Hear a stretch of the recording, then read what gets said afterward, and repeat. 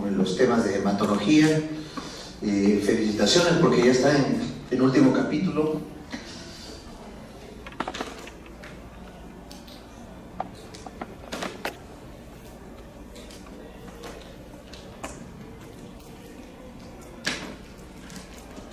Y cuando uno habla de hematología, lo que yo les quiero transmitir en esta clase es una hematología netamente clínica.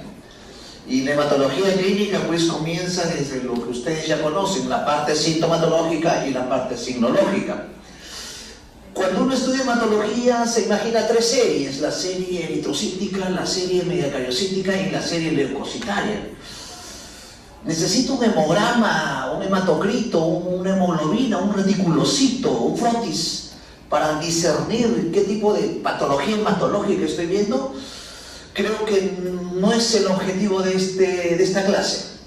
El objetivo de esta clase es que, ¿cómo yo identifico a un paciente con alteración de la serie eritrocítica? Doctor, lo veo pálido, pues, ¿no? Palidez. La palidez revela que hay un problema de hemoglobina. Pero solamente será la palidez que uno puede decir, tiene anemia el paciente.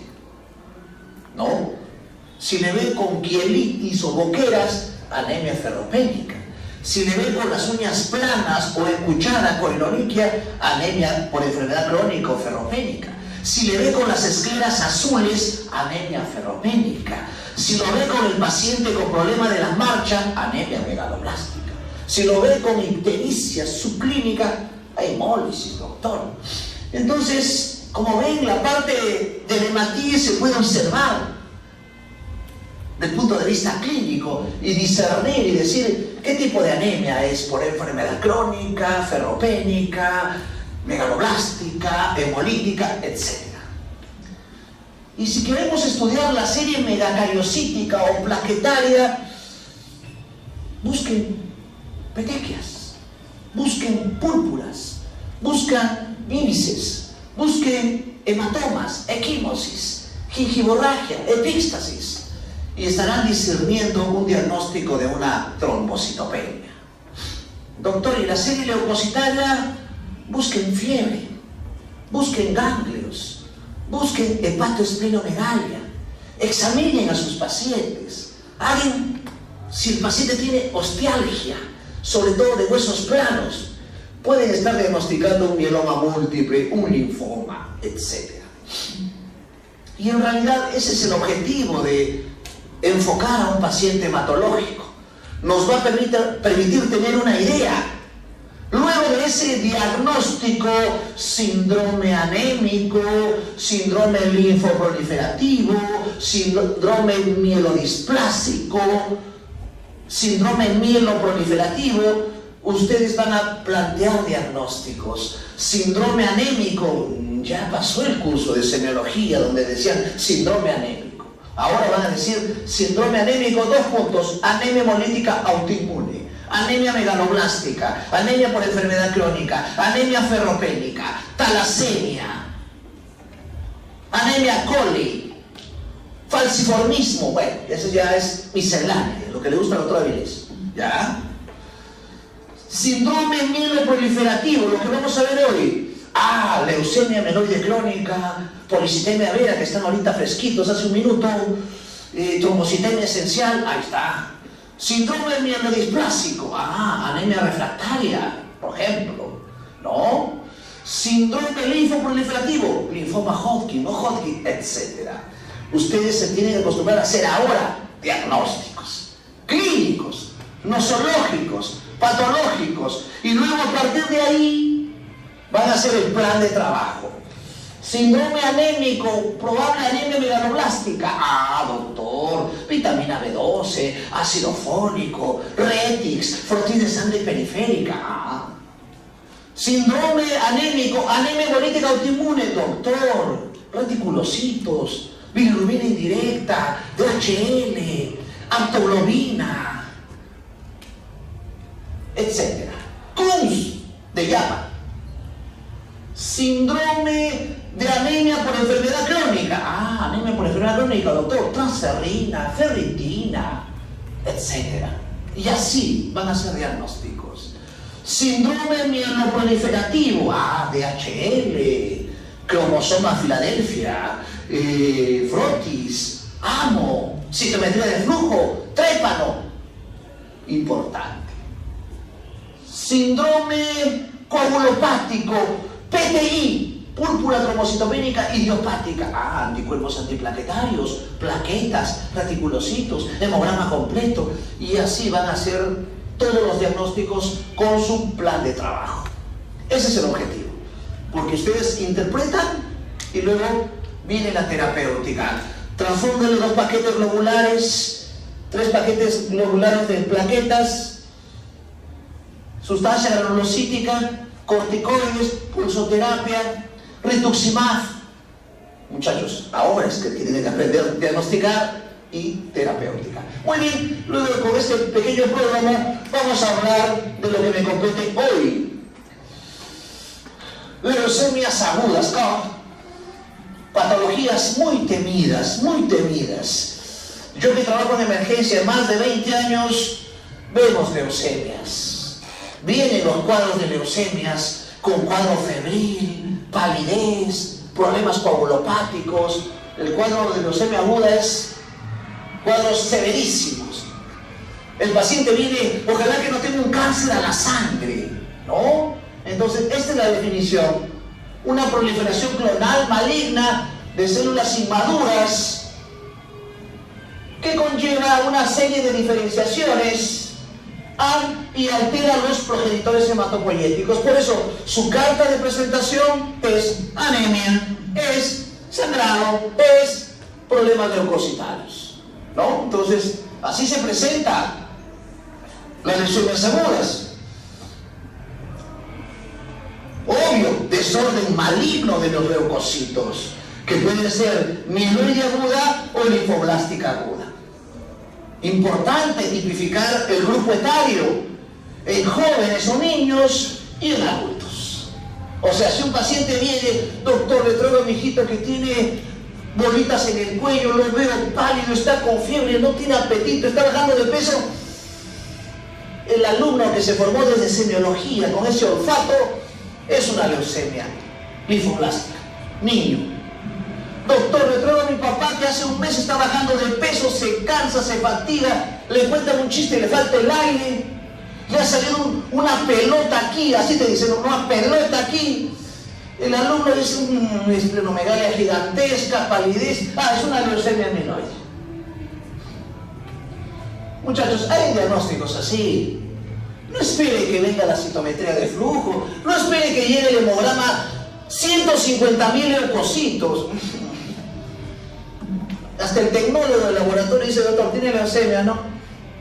Muchachos, la clínica es lo que les va a marcar a ustedes diferencia, y lo felicito, ¿no? Veo que todavía siguen festejando la Semana de la Medicina, ¿no?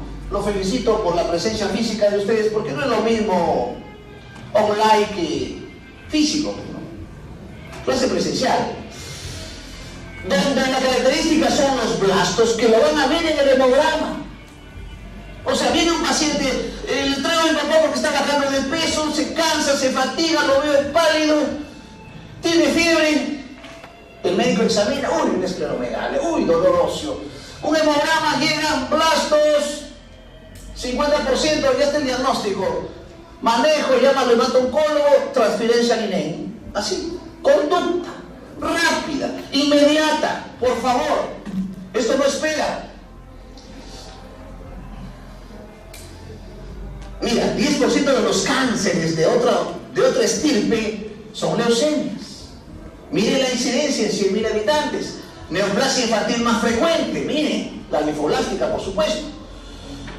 La parte del perfil epidemiológico, trabaje con perfiles, por favor. Si un paciente viene de 58 años, 60 años, cansancio, fatiga, le duele aquí, pálido, puede ser una mielodiplasia. Pero si viene un joven, no van a plantear una mielodiplasia. No, ahí está. Niños, hay un pico de incidencia en este grupo etario y de leucemia mieloide aguda en mayor incidencia en grupo etario de mayor de 60 años. La etiología no muy clara, muchachos. Ha avanzado tanto la medicina que todavía no hay una causa per se. Exposición a tóxicos, tipo de alimentos, fármacos, algunos desórdenes genéticos que ustedes lo tienen bien claro, doctor, que es una trisomía 21, problema cromosomopático, síndrome de Fanconi, que es un tipo de tubulopatía, anemia, problemas de inmunodeficiencias congénitas como el síndrome de ataxia telangiectasia, agammaglobulinemias, enfermedad de Bruton, bueno, una serie de situaciones que ustedes lo van a completar con sus libros. Me supongo que ya están leyendo el Hematology, el Blood, que son los libros o las revistas que tienen que revisar mínimo la primera página en hematología. Mínimo. Como les he dicho, factores ambientales. El factor viral todavía muy controversial el factor viral, y se ha relacionado mucho al HTLV1. Este HTLV1 tiene una característica, paraparesia espástica tropical, ¿no? O exposición crónica a benceno, a tóxicos. Hay que larvar una historia de exposición. Trabajé 20 años en una industria de plásticos, donde trabajan mucho con benceno, o historias de radiación, en zonas de radiación, tabaquismo, antecedentes familiares. No está muy claro en realidad. Y la patogenia, la formación de protoncógenes también. Quiero que se vayan de la clase con esta idea. Una idea clara de que si es aguda, ¿es linfoblástica o no linfoblástica? Si es crónica, ¿es mieloide crónica o linfocítica crónica? ¿No? Disculpen que es lo mismo en realidad, ¿no? Hay unas progenitores mieloides, esto conlleva la leucemia mieloide aguda, y hay un progenitor linfoide que conlleva una leucemia linfoblástica aguda. Más de jóvenes o grupo etario pediátrico, más de grupo etario adulto. No se olviden. Creo que el mismo mensaje de la serie mieloblásticas, las leucemias mieloblásticas, las leucemias crónicas, linfoblásticas agudas. Y miren, pregunta de examen, 80% de leucemias infantiles es leucemia linfoblástica aguda. Y el 15% son leucemias mieloides agudas. Luego hay una serie de diferenciaciones que en realidad no es mi objetivo de la clase. No es, que quiero que quede bien claro, tanto la linfoblástica como la mielocítica. La clínica, que siempre hay oportunidad de estar con ustedes, departiendo una ponencia clínica, los que me conocen saben que yo trabajo en esta parte, la parte clínica. ¿Cómo viene el paciente? Puede venir así, doctores, doctoras. Síntomas generales. Doctor, vengo porque sudo en la noche, de hace meses sudo en la noche, mojo la pijama, huele feo, doctor, hediondo. Tienen que lavar las sábanas todos los días. Así vienen los pacientes, doctores, doctoras. O estoy bajando de peso, o no tengo apetito, o estoy desganado, o mi hijo duerme mucho. Bueno, síntomas muy inespecíficos, que ustedes, con un olfato clínico que estoy seguro se están formando porque ya estamos en el penúltimo capítulo, no lo van a menoscabar. No le den una trivial importancia a los síntomas generales. No, estás ansioso, estás deprimido, perdió Perú. No, doctores, doctoras. No. Los síntomas constitucionales algunas veces son los iceberg. En el fondo está el cuadro mielodisplásico, el mieloproliferativo, la leucemia, el linfoma. No se olviden, ahí está. Es más fácil diagnosticar cuando el paciente ya está pálido verdaderamente. Es más fácil diagnosticar cuando viene sangrando por las encías, cuando viene sangrando por la nariz, epíxtasis, o cuando viene por una hematemesis, una hematoquesia, o una herida que no sangra, un hematoma espontáneo, una equimosis. Ahí no es tan difícil diagnosticar, muchachos. Diagnostiquen una leucemia, un linfoma con los síntomas generales, constitucionales. Ahí está el reto. Y desde el punto de vista de la serie blanca, la fiebre. Ese paciente, doctora, mi mamá le da una neumonía 3 veces en 8 meses, le da 3 veces neumonía. Oído la música. ¿Por qué le da una neumonía? Tiene neutropenia, tiene leucemia, tiene linfoma, tiene inmunodeficiencia. Analice. Fiebre, ganglios, hepatosplenomegalia. Y cuando infiltran, ya se hace más fácil. Examinen bien el hígado, examinen bien el vaso, examinen bien los ganglios. Son móviles, calientes, indoloros, dolorosos, son pequeños, son grandes. Si es grande, poco móvil, no duele, doctor, es una leucemia, es un linfoma, es una metástasis. Utilice su clínica. La clínica le va a dar muchos réditos, muchachos, en la especialidad que se dedique. No se olviden este mensaje. Palpen los huesos, pálpenlos. Ya están próximos de reumato, palpen. Presionen, ¡ay, me duele! Presionen la cabeza. Hace una semana le diagnosticó un mieloma múltiple. Doctor, me duele la cabeza. Cuando me toco me duele. Le presiono, ¡au! Gritó el paciente. Mieloma múltiple, muchachos. Le tomé una placa, osteólisis en el cráneo. Miren, si no palpaba el hueso, le hubiera dicho, tienes una migraña, anda a tu casita, toma tu paracetamol. Era un mieloma múltiple. Hipertrofia gingival, examinen, saquen su bajalenguas, que abra los dientes, saquen la lengua, miren las encías. Cuando el paciente no está tomando fenitorina, carbamazepina, medicamentos que pueden hipertrofiar la gingiva, planteen neoplasia, ya tienen un diagnóstico. Examinen la piel, me ha salido un bultito en la piel, una bolita, un nódulo, algo no explicable. Examinen bien el mediastino, hagan la maniobra de Marañón, vean si tiene problema de bocio.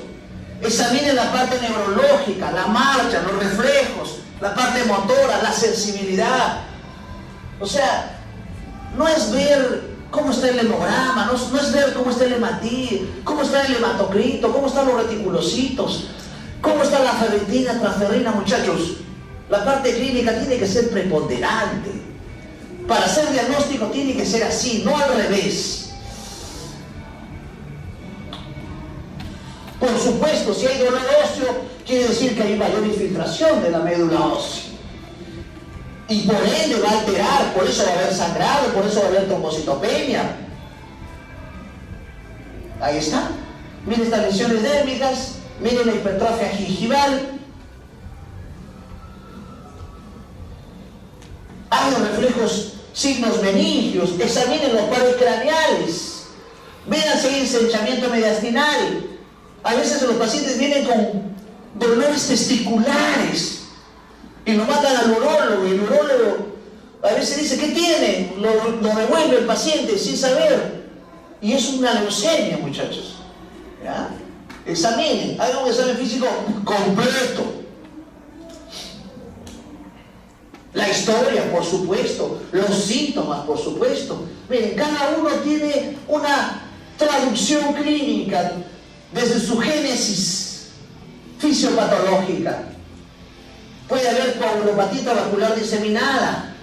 Por el aumento del catabolismo hay fiebre, malestar general, sudoración. Por infiltración de tejidos, de meninge, ¿no? O por infiltración de piel. Miren, ¿en qué tipo de leucemias, linfoblásticas, mieloides se puede presentar? ¿Y el fallo de la médula qué? ¿Le hago un amo para saber que está fallando la médula? No, muchachos. Vean la serie roja, vean la serie blanca y la serie megacariocítica. Y si tienen pancitopenia, ahí hay un fallo de médula ósea. Y si quieren corroborarlo, piden un reticulocito. Si el reticulocito está bajo, hay reticulopenia, fallo de la médula ósea. No se olviden. Ahí el todo, vean el bosque, no el árbol. Y este es el mensaje. No se atiborren de 1000 exámenes auxiliares. No es el objetivo. El objetivo es que ustedes trabajen aquí, aquí, aquí. planteen diagnósticos en consecuencia de una buena interpretación, de una buena evaluación. El diagnóstico es preponderante. Y luego lo que puedan pedir, test de Hamm, reticulocitos, LDH, citometría de flujo, inmunohistoquímica, biopsia, amo, trépano, bueno, todo lo que ustedes se imaginan. Serología, etcétera, etcétera, etcétera. Pero esto no es difícil de aprender. El arte está aprender a hacer esto. Interpretar síntomas, examinar, interpretando y haciendo diagnóstico. Eso siempre va a ser mi mensaje, muchachos. Porque ustedes a base de eso se van a desenvolver. El frotis, importante. El hematólogo, el clínico, utiliza un instrumento que es el frotis. El frotis de sangre periférica es clave. Y luego ya vienen otras pruebas mucho más complejas, de especialidad, como la citogenética, o algunas pruebas o exámenes complementarios que les va a permitir tener ya una visión completa del paciente. Un perfil hepático, un perfil renal, fibrinógeno, hemograma completo, bueno, inmunofenotipo, citogenética, hasta estudios moleculares. Imagínense, ¿no? De lo más simple a lo más complejo. El frotis, un buen frotis, una buena interpretación de los elementos del frotis te hace el diagnóstico. No se olviden. Este es un frotis normal, donde, con las características que ustedes conocen, normales. Pero cuando hay una invasión de blastos, un hematólogo, un laboratorista, un tecnólogo, un patólogo que lee bien un frotis, doctor, tiene blastos, 50%, te está haciendo el diagnóstico. Pero tu historia te avala. Tiene baja de peso, astenia, fatiga, cansancio, etc. Una de las clasificaciones, imagínense, mire, el año 1976, y sigue prevalente esta clasificación, francesa, americana, anglosajona, esta es la sigla, ¿no? Francesa, americana y anglosajona, el FAP, en la cual evalúa la parte linfoblástica y la mieloblástica, de acuerdo al tamaño, la morfología del núcleo, la basofilia, si son células pequeñas, grandes, tipo Burkitt, si compromete la serie megacariocítica, eritroleucémica, promielocítica. Como les digo, son clasificaciones ya de especialidad. La OMS el año 2001 trató de hacer un cuadro más manejable, ¿no? Tanto de las lesiones menores agudas y de las linfoides agudas.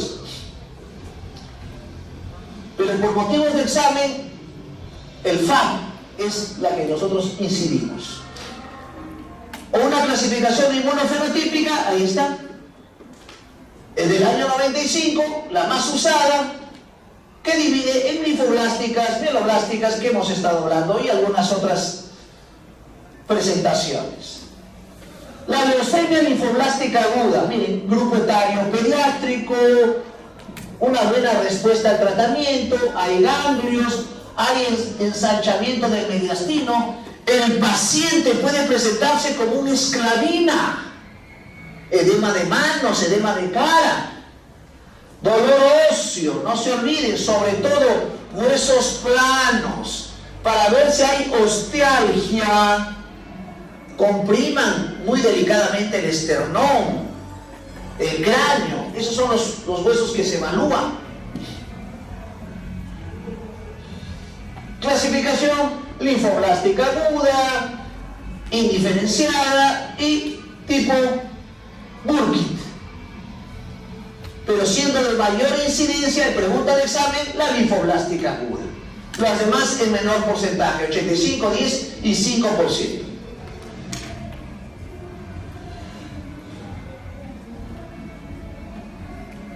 Pronóstico muy desfavorable, se relaciona a un tipo de cromosoma. Esto se estudia a base de citogenética. Hay hipoploidías, grandes leucocitosis, blastos, no tanto como la mielocítica aguda, o sea, Cuando tienen un hemograma con muchos blastos, es más mielocítica que linfoblástica. No se olviden. Tratamiento, quimioterapia, con vincristina, prednisona, daunorubicina, asparraginasa, hidrocortisona, etc. Hasta trasplante de médula ósea.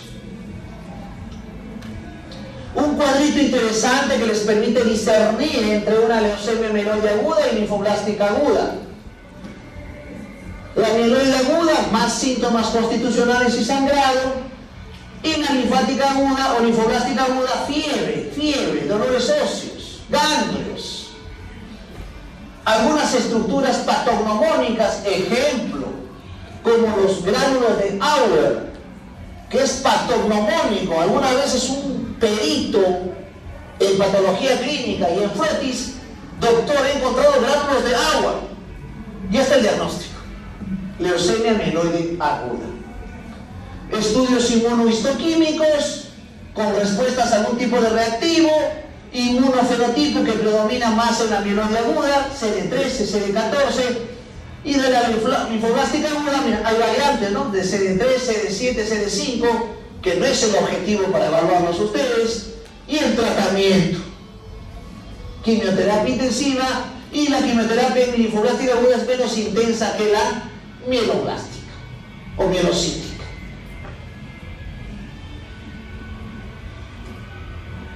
Está bonita la clase porque tengo fondo musical, ¿ya? Y ahí está, ¿no? El FAB, ¿no? Francés, americano y anglosajón, ¿no? Y miren, esta es la clasificación desde M0 hasta M7. Y la pregunta de examen, ¿cuál es la variante más frecuente según la clasificación FAB? Acá está. Leucemia aguda mieloblástica con maduración, 25 a 30%. En segunda incidencia, aguda mielomonocítica, y en tercera, aguda mieloblástica. Pregunta de examen. Leucemia mieloide aguda, más frecuente en adultos, la incidencia 3 a 5 casos en 100.000 habitantes, de mayor incidencia o proclividad más en varones, y una edad media de diagnóstico entre 60 y 65 años. Ya estoy, este es un repaso, un review ya. Dolor óseo y articular, ahora que ya viene la reumatología. O sea, no todo dolor articular es artritis reumatoide, artrosis, lupus. No, muchachos. Pueden tener enfrente como iceberg una leucemia. No se olviden.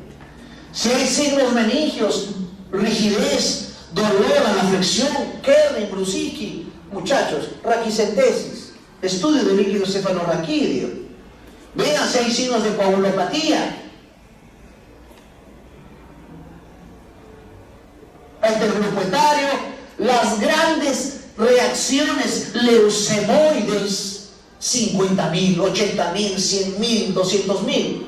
Hace 5 días tuve un caso, una guardia del jueves pasado, una paciente que vino con anemia, viene el hemograma y viene el patólogo clínico, el mismo, doctor, mire, encontró 200.000, ya está el diagnóstico.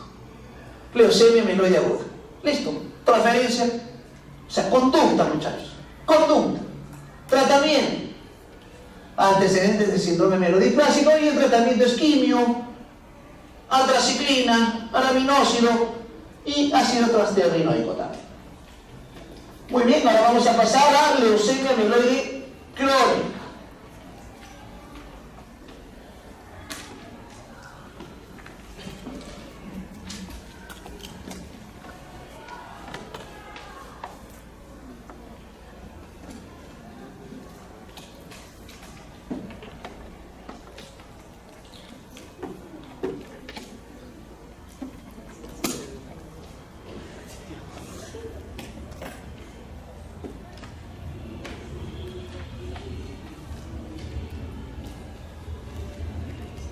Muy bien.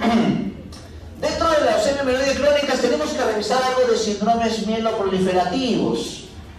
Fue acuñado el año 1951 y tiene 4 identidades o entidades bien zanjadas, bien estudiadas. La que vamos a revisar hoy, leucemia mieloide crónica, las que supongo ya han revisado, como la policitemia rubra vera, la trombocitemia esencial hemorrágica y la metaplasia mieloide anogénica. En mis 25, 26 años de médico, doctor, ¿cómo viene una leucemia mieloide crónica? Viene con síntomas generales de larga data, meses, baja de peso, hiporexia, ganglios, hepatoesplenomegalia. Esa es su carta de presentación. ¿Ya? Doctor, ¿cómo viene la policitemia rubra vera? Paciente viene rojo, pletórico, flashy, rubicundo. Y viene con una anamnesis de tinnitus, cefalea. Doctor, me pesa la cabeza, doctor. Ya viene por su sangre. ¿No? Policitemia vera o enfermedad de Vázquez, prurito, parestesias, trombosis, amaurosis, focalización, síntomas de hiperviscosidad, síndrome de hiperviscosidad, hemoglobina en 20, 22, hematocrito más del 60%, y puede venir con hepatoesplenomegalia. Pero no vayan a pensar que todo pletórico rubicundo es policitemia vera, muchachos. Es una patología generalmente de exclusión. Porque si ahorita llega a la emergencia un paciente rubicundo, estoy seguro que el interno no va a plantear vera. Va a decir, doctor, viene de Cerro de Pasco, su paisano, viene de Junín. Posibilidad. Policitemia secundaria. Viene un paciente pletórico, rojo, no, yo vengo de Lima. EPOC. ¿Ya? EPOC, claro, pues hipoxia, estimula eritropoyetina, policitemia. Pero hay pacientes que vienen súbitamente rubicundos. ¿Se ha intoxicado, ha comido marisco? No. ¿Se ha aplicado una polla? No. Eso se llama fenómeno de Heisenberg. Esos pacientes que aumentan hematíes rápidamente. Doctor, ¿y de dónde viene Heisenberg? Ese nombre medio alemán, medio franco-alemán. En realidad, pues es un epónimo de la Segunda Guerra Mundial.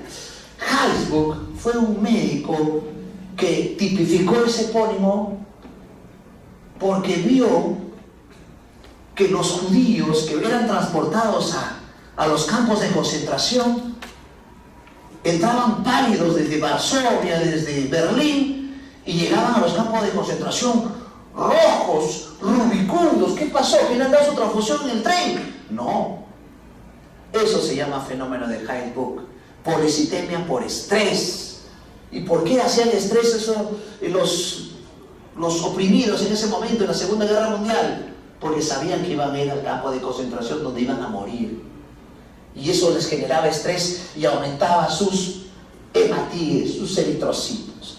Por eso cuando uno va a plantear policitemia vera, tiene que descartar policitemia fisiológica de la altura, tiene que descartar policitemia secundaria a hipoxia, EPOC, tiene que descartar Heisenberg, y luego recién va a plantear policitemia vera o enfermedad de Vázquez, que está dentro de los síndromes mieloproliferativos.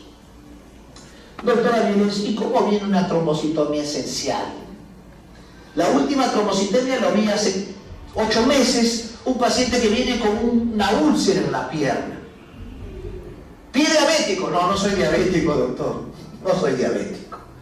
Tenía la pierna con una úlcera y ambas piernas se tenían rojas, medias marmollas rojas. Eso se llama flegmasia cerulea dolens, ¿ya? Y el paciente le toma un hemograma, 1.500.000 plaquetas, ya estaba el diagnóstico.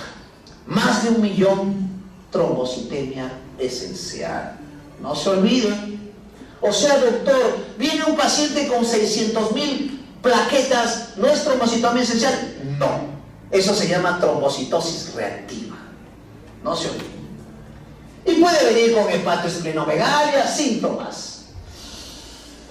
Y la que menos frecuencia tiene en presentación es la metaplasia anogénica. Le voy a contar mi experiencia, que solamente he visto 3 metaplasias anogénicas en 26, ya camino a 27 años.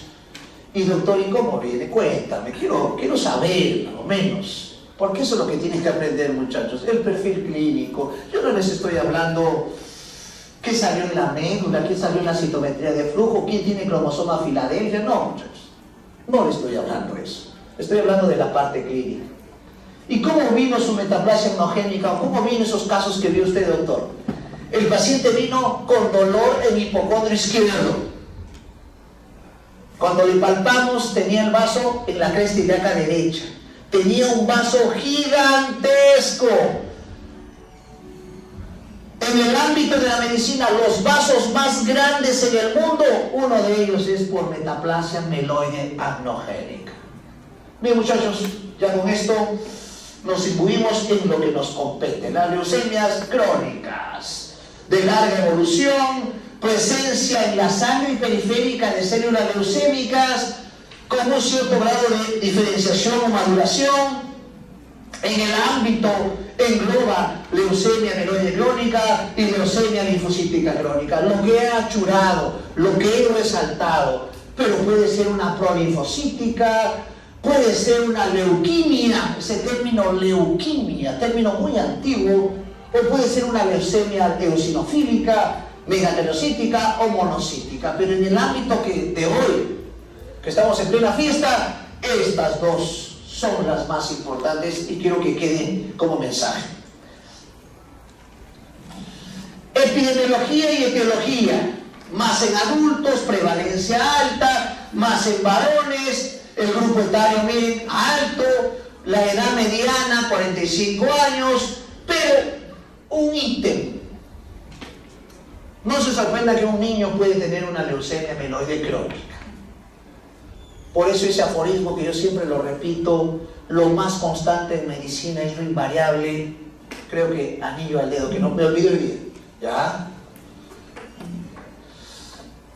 No hay una causa, un asidero, incidencia alta, pero miren, hay antecedentes de radiaciones, de radioterapia, relacionado a cierto antígeno de histocompatibilidad, factores ambientales, pero no hay historia de teorías virales, como lo que hemos visto en mielocíticas, ¿no? Lesiones óseas, cambios a nivel del estudio del frotis, de la médula ósea, estudio citogenético y biomolecular con algunos cromosomas, siendo el Filadelfia el más resaltante. Y la clínica. Y quiero que se fijen en la primera parte del ítem. Miren, muchachos. Doctor, vengo a mi chequeo. ¿Me puede hacer un examen primero? Allá le hacemos un hemograma. Van a un centro. No se hace eso, ¿no? Para hacer un chequeo, pues examinas primero, ¿no? Luego pide los exámenes. No, es al revés. Pero bueno, sucede. Van al chequeo y el del laboratorio, está mal la máquina, se ha descuadrado, control de calidad, sigue saliendo 80.000, 100.000, 150.000 leucocitos. Así pasa, doctores. Un casualoma, un incidentaloma, pacientes asintomáticos, no tienen ni mareos, ni palidez, miren, y sale del cuadro. Miren, dato importantísimo, 30%. Ya cuando el paciente acude por baja de peso, hiporesia, anorexia, malestar, me duele el hueso, me duele el músculo, me duele la columna, me tengo mareo, me sube el oído, no siento la comida, doctor, tengo asco la comida, estoy deprimido, tengo mucho sueño. Creo que ahí, y luego le examino un vaso, le duele el huesito, sale de su consultorio con diagnóstico, sale de su consultorio con un derrotero, con una visión. No sale con más dudas, sale con un plan.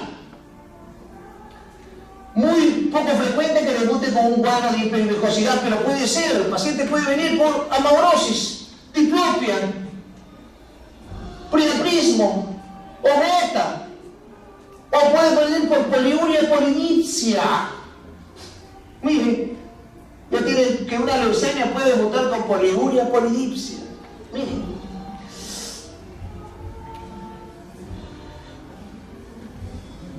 Este datito importantísimo. Palpen el esternón, el famoso signo de Winthrop.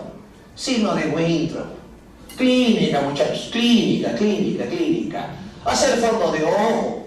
Utilice su oftalmoscopio, su diapasón, su martillo, su linterna, examine. Va a encontrar exudados hemorrágicos, algodonosos, etc.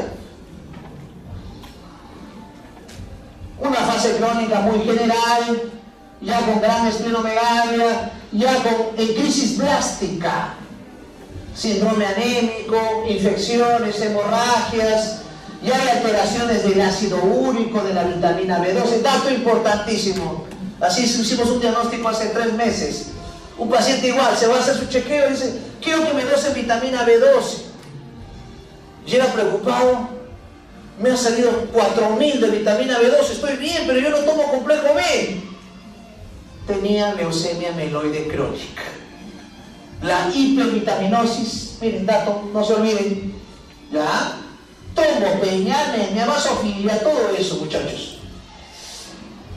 Acá hay un cuadrito para resaltar la parte clínica, que es lo que quiero que se lleven de esta clase con música, ¿ya? Cefalea, hemoptisis, melena, prurito, epístasis, llenura postprandial. A ver, doctora Vilés, ya ha hecho fisiopatología, ¿no? Ya ha hecho semio, ¿no? ¿Por qué tengo llenura postprandial o por qué tiene el paciente llenura postprandial? Fácil, pues, doctor, está creciendo el vaso, el hígado, comprime el estómago, el fondo gástrico, por eso tiene llenura precoz. Ya no vamos, doctora Vilés, ¿no? Petequias, edema, ganglios, explique todos los síntomas, muchachos. Eso es entender medicina. Eso es el arte. El arte es entender, no memorizar, no vaporetear, es entender. Doctor, a ver, ¿por qué tiene cefalea? Ah, la cefalea es por anemia, pues, doctor. La cefalea es por dolor óseo, pues, doctor.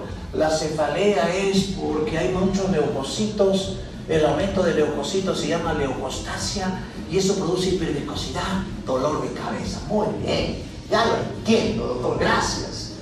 Equimosis, hay muchos leucocitos, reacción leucemoide, desplaza serie megacariocítica, baja las plaquetas, sangrados. Expliquen, muchachos, expliquen. Si explican ustedes cada síntoma, cada signo, no hay óbice, no hay techo, muchachos, ¿ah? No hay techo. Esplenomegalia, hepatomegalia, ganglios, edema, soplos, claro, tiene anemia, puede haber soplos, ascitis, claro, infiltra. Bueno, circulación colateral, etc. Puede haber leucemias mieloides crónicas sin cromosoma de Filadelfia. Pueden ser juveniles, neutrofílicas, eosinofílicas, son ya clasificaciones. Frotis, manifestaciones dérmicas, infiltración a nivel de la médula ósea, algunos factores pronóstico, de acuerdo a la edad, al crecimiento del vaso, del blasto, del basófilo, de las plaquetas, todo eso le da un valor. El tratamiento en fase crónica, busulfán, hidroxiuria, interferón, citarabina. Y el último tratamiento que está en boga actualmente, pregunta de examen, el imatinib. El mesilato de imatinib, felizmente el CIS, el seguro lo cubre, Dios gracias. O algo utópico en nuestras latitudes, en nuestras realidades, trasplante alogénico, autólogo, que no hay mucha accesibilidad de nuestros pacientes. Esto es una emergencia oncohematológica, hematológica. La crisis blástica, esto no espera, no. Voy a desayunar, almuerzo y regreso. No, muchachos. No hay desayuno, no hay champion, no. Paciente primero. Crisis blástica, rápido. Esto es fatal. El paciente se te muere en tus ojos por anemia severa, por trombocitopenia severa, por infección severa. Hay que actuar, hay que hacer una quimioterapia intensiva y ahí hay que aumentar la dosis de imatinib. La linfática crónica, un cuadro linfoproliferativo y por ende su carta de presentación, ¿cuál va a ser? Ganglios. Ganglios. Esto es su carta de presentación, va a ser ganglios. Criterios de diagnóstico, que haya linfocitosis, maduros o no maduros, y la médula ósea está infiltrada más del 30%. O sea, cuando vean un paciente con cansancio, fatiga, ganglios, fiebre. Viene el hemograma, linfocitos en gran porcentaje plantean una leucemia linfática crónica. ¿Qué pueden ser del estirpe de las células B o las células T? Linfática crónica, linfoplasmacitoide, linfoma del manto folicular, de la B, zona marginal, tricoleucemia, mieloma múltiple. Miren, el mieloma múltiple está dentro de los linfomas, pero es un linfoma de células plasmáticas. O de las células T, ahí tenemos los cuadros fungoides, síndrome de Césare. Tuvimos un Césare, un paciente dice, doctor, me estoy deformando. Vino con lesiones en la cara, tipo una fascia leonina. Infiltración en la cara tipo fascia de león, tipo lepra. Fue un síndrome de Césare, ¿no? Linfoma de células T, etc. Ahí está la clínica, ganglios. Viene con un cuello muy característico, nunca se olviden, ese cuello ancho, corto, eso se llama el cuello de Madelung. Hemos tenido varios pacientes con ese cuello. Entonces un alumno que escuchó mi clase hace años, a ver si interno me lo hace, doctor, cuello de Madelung, linfoma, leucemia linfática crónica. No fue. Fue histoplasmosis. Las histoplasmosis, la paracoxiodimicosis también hacen cuello de Madelung. Ganglios, vasos, hepatoesplenomegalia, lesiones dérmicas, hallazgos de laboratorio, los frotis. ¿Qué encontramos? Infiltración. Miren cómo infiltra la médula. Y esta es la clasificación que es motivo siempre de pregunta de examen. La clasificación del RAI para leucemia linfática crónica, el número de linfocitos, si hay número de linfoides, si hay esplenomegalia o no, cómo está la hemoglobina, cómo están las plaquetas. Menor número de plaquetas, estadio más avanzado. Ojo, estadios. No se confundan, en el examen siempre pongo estadios y grupos. La clasificación internacional lo divide en grupos, grupo A, grupo B y grupo C. De acuerdo al valor de la hemoglobina, de las plaquetas, de los ganglios. Pero la disminución de la hemoglobina y las plaquetas es grupo C. Clasificación Binet, los estadios que han revisado, A, B, C, y ¿dónde están los ganglios? Derecha, axilar, ¿dónde están los ganglios? ¿Cómo están las plaquetas? ¿Cómo está la hemoglobina? Por ende, ¿no? Mayor severidad. Y el tratamiento va a ser de acuerdo a la clasificación del RAI, de acuerdo a la clasificación internacional y de acuerdo al Binet. Será grupos de bajo, de riesgo intermedio y de alto riesgo. Y depende también el pronóstico. ¿Qué armamento terapéutico? Clorambucilo, ciclofosfamida, CHOP, o melphalan, prednisona y otros citostáticos. O tratamientos de segunda línea, no como la fludaramina, la cladribina, la pentostatina, bueno, todos embolos, endovenosos. Estos pacientes se tienen que hospitalizar, tienen que estar en aislamiento invertido. Doctora Lidés, ¿qué es aislamiento invertido? Bueno, idealmente pues tienen que estar en una habitación, con bioseguridad, solo un médico debe entrar a evaluar el caso, con guantes, mascarilla, o sea, con toda la bioseguridad para protegerlo de infecciones. Estos pacientes se mueren de infecciones. Radioterapia, esplenectomía, trasplante, anticuerpos monoclonales. En realidad, pues, las evoluciones no son muy favorables. Esta es una leucemia prolinfocítica, también relacionada a linfocitos B, donde hay una característica, la gran leucostasia. Doctor, ¿qué es leucostasia? Cuando tienes grandes leucocitosis, 50.000, 80.000, 100.000, 150.000, eso se llama leucostasia, con una marcada esplenomegalia. Ahí está el frotisco, gran invasión. Miren la invasión de toda la médula. Y se relaciona más al sexo masculino. Infiltra también la médula, el vaso, ¿no? Y miren, para orgullo nuestro, fue descrito por primera vez por la doctora Berta Morunkli en el año 58.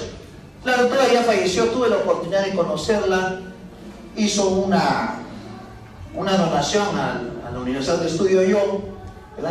Ella fue egresada en el año 58, 59, se fue a Estados Unidos, hizo todo el estudio, está en el Blood, imagínense, la doctora está en el Blood. ¿Saben qué es el Blood? Es, digamos así, el libro, la revista de la hematología en el mundo. Y ella acuñó ese término leucemia prolinfocítica. No se olviden. Con inmunofenotipos, patología propia. Miren esos inmunofenotipos, desde la CD19 hasta la CD22, ¿no? Hasta otros marcadores. La clínica, como la que están viendo en leucemia, linfoma, esplenomegalia, anemia, trombocitopenia, linfadenomegalia. Entonces, su carta de presentación es como las otras. Tratamiento, esplenectomía, interferón, clorambucil y otros tratamientos inmunostáticos o antineoplásicos. Les traje un casito clínico, ya lo vamos. Paciente nuestro, Hospital Baiza Center, ya, ahí está. 50 años, profesora retirada, jubilada, casada, viene de Mala, no hay antecedentes médicos relevantes, no hay alergias, no hábitos nocivos, familiares con cáncer tampoco. Acuérdense que los antecedentes familiares es importante. Familiares con leucemia, hay una carga heredofamiliar. Miren la historia: 5 a 6 años, crónico, ictericia fluctuante, baja de peso, nota un bulto en el abdomen izquierdo, palidez. Le hacen la escala Glasgow, adelgazada, palpan vaso, le encuentran leucocitosis, anemia, trombocitopenia. Miren los linfocitos, reticulocitos, test de Cruz positivo. Miren, le encuentran hepatomegalia, quistes hepáticos, no voy a plantear hidratidosis, ¿no? Esplenomegalia, una serie de situaciones clínicas. Nuestro paciente, previa autorización, miren la palidez y miren esa ictericia flamínica.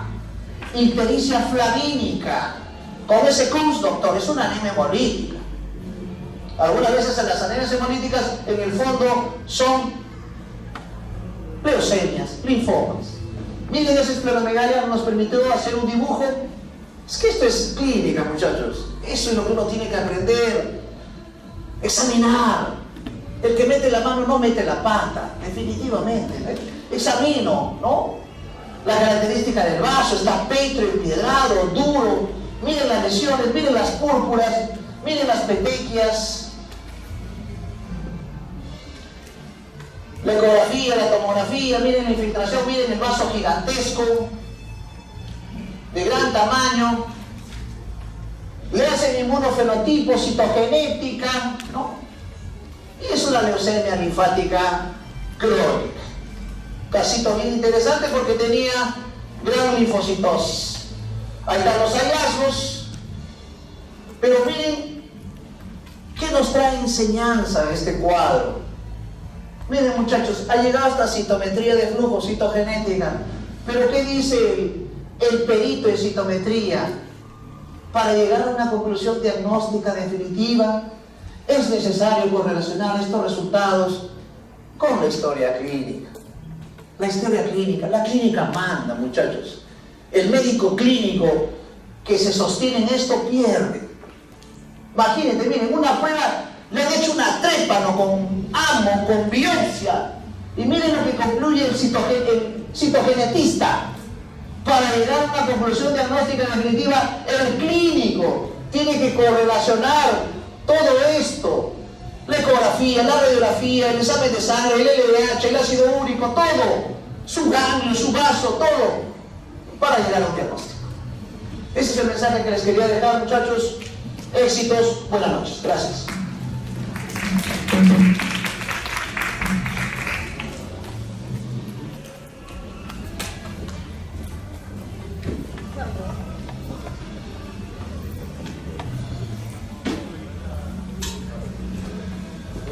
Listo.